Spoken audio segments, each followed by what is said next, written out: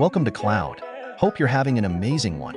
We're back with part 3 of the My Girlfriend and My Ex Look Exactly the Same, and it's kinda weird series. Update 2. We're home, but I think the weirdness is here to stay. Warning. This one gets a little PG-13. Nothing too explicit, but there's a little discussion of specific acts. First, there were enough comments on this, because I'm magical and can completely fix people's lives, that I wanted to address it, and I guess it seems kinda true, but honestly Lisa fixed her own life. Sure, I was there being her cheerleader, but everything she did at her own initiative. Lisa owes her current state of well-being to precisely one person, Lisa. Second, there were a couple comments suggesting that they might be long-lost twins.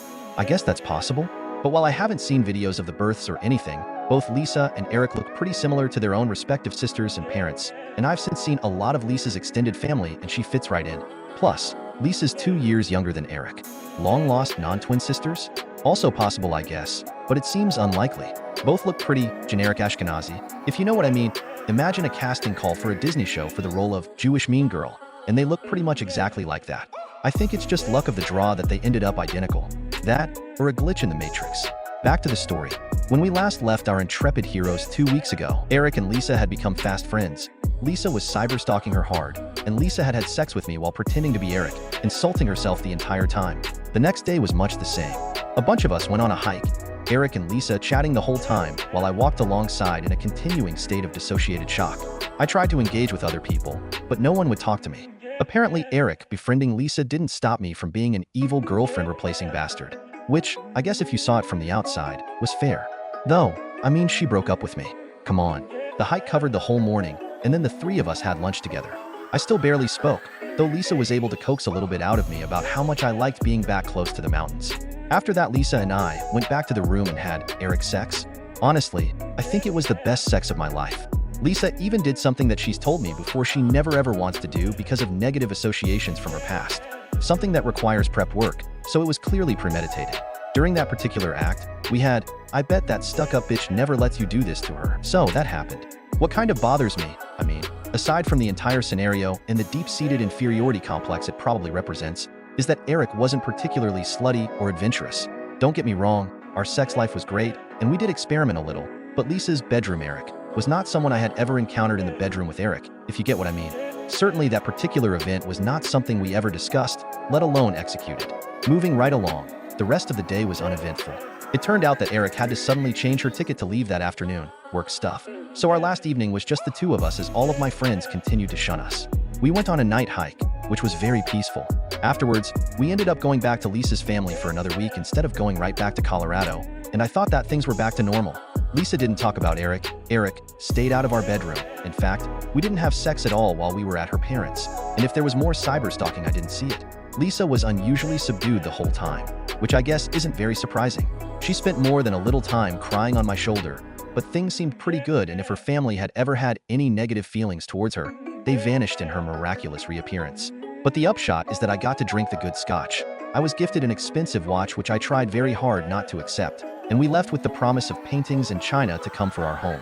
We finally got home and things seemed pretty normal. Lisa told me that her goal during the 5 days remaining before school started again was to watch as many hours of bad television as possible.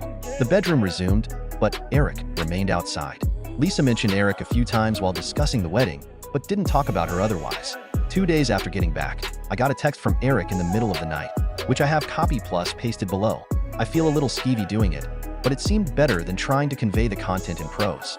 Eric, if God forbid you're reading this, forgive me for this breach of privacy. Also, don't read the story, seriously, get blackout drunk right now, so you can forget what you've already read. 155 Eric. I hate to say this since you seem so happy, but I've been thinking about it non-stop for 2 weeks and I can't keep it in anymore. I still love you. That kiss reminded me of all of the things that we had and now don't. Dumping you was the biggest mistake of my life, and looking back I don't even understand why I did it. 159 Eric. I think maybe I was afraid to be happy. 205 Eric. But kissing you, feeling your arm around me, reminded me of everything ID lost. 207 Eric. Do you have any idea how much it hurts to see someone you love in love with you back, but it isn't actually you? But I kept looking at her, and I swear it was like looking in a mirror every time. It was so hard to remind myself that she wasn't me. 235 Eric. Anyway, you're so happy, and of course I don't want to screw that up for you. Again. 235 Eric. I'm not going to ask you to leave her, or tell you that I'm going to be waiting faithfully for you in case you guys split. 236, Eric.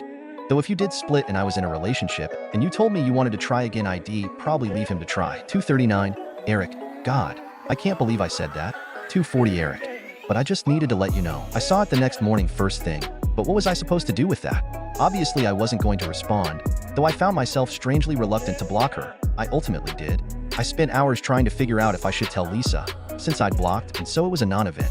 Hilariously, Lisa was keeping up her goal and woke up late before spending the entire day on the couch watching true crime documentaries. If she noticed me profoundly failing to get any work done while wrestling with something heavy, she didn't give any indication. Around 3, I decided that I had to tell her, if only because it would be horrible if she somehow otherwise later learned. We've always had an open phone policy, and I was pretty sure that she was messaging with Eric. I had no idea how to even broach the subject, so during a lull between documentaries when she wanted to get some snacks, I just handed her my phone with the messages open, saying as I did so that I'd already blocked Eric. Lisa read it and then looked at me, then back at the screen. She didn't say anything. After an eternity, I told her that I loved her, that I would never leave her for anyone, let alone the woman who broke my heart, that I loved her for her own unique self. I offered to get married right there if she wanted, to show her how committed I was. Like at the wedding, she kissed me gently to shut me up and then told me that she knew all that, and that we didn't need to get married, and that she'd never had any doubts for a moment. She told me that when she'd seen me with my arm around Eric at the reception, after the shock had passed, she'd been struck by how happy we looked. Apparently, Eric's face had been one of complete and profound joy and relief. Lisa said that she felt bad keeping that from someone, but also she wanted that to be her, and so it was. Then it was her turn to babble, and she was talking about how she wished that she'd never been a screw-up, and that when she looked at Eric she saw the person she should have been. When I tried to object, she shushed me. How she kept seeing that perfect picture of the two of us together, feeling like a disembodied spirit, and how she wanted for Eric and I never to have broken up, but also for herself to be Eric. When she finally paused, I started reassuring her that I loved her, that she was perfect the way she was, that I knew her past hadn't been pleasant, but it had made her who she was today. And then she said words that broke my heart. Maybe I don't like who I am today. I told her that it didn't matter, that I loved who she was enough for both of us if it came down to it. And when she countered that loving her wasn't the same as liking her, I said that I liked her enough for both of us too. For example, Eric hates true crime, I said, and then pulled her onto the couch with me and spent the next 4 or 5 hours snuggling with her while learning about gruesome murders. Eric reappeared in our bedroom that night, and I guess that it's a way for her to get away from some of the pain she felt from sex, and have sex how she should. It won't surprise anyone to learn that a young, pretty, homeless, drug-addicted woman ended up having some less-than-ideal sexual encounters, though I've avoided prying for specific details.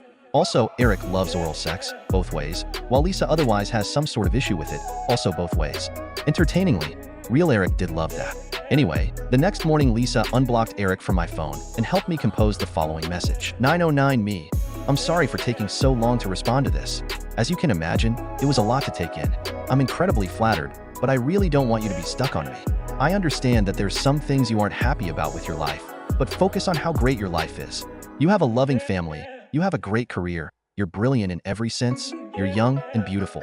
You might think that your life is a little boring, but trust me when I tell you some people would kill for your boring life. 9/11 me.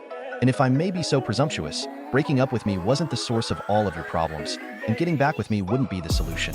Please address your problems and fix them instead of hoping for a me-shaped magic bullet. 9/12 me. I'm happy that I saw you, and I'm happy that you and Lisa got on so well. She won't shut up about you, and she definitely needs good friends outside of med school. 9/13 me. Anyway, while I'm not going to block you, I think it's best for both of us that we stay low-key. 9/14 me. I wish you the best.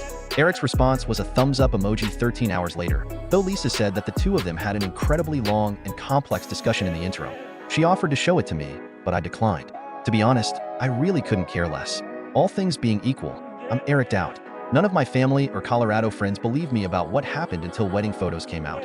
Raj and Padma didn't include the picture of Lisa staring while I stood with Eric in official distribution, but sent it to us at Lisa's request. Lisa and Eric seem like they're going to keep being close, and it's clear that Eric is going to remain a presence in our bedroom, though thankfully not every night. So far it's been 1 out of 3 times. But let's see what happens in the long term. Lisa starts her new semester in a couple days. I managed to bully her into starting therapy like she should have about 15 years ago, and her parents are going to fly out to do the high holidays with us and my folks. So, things are mostly back to normal, but the weirdness is here to stay. Still, it isn't too bad, all things considered. Thanks for staying till the end. Hope you enjoyed this one. If you did, kindly like and subscribe for more content like this. And until next time, goodbye.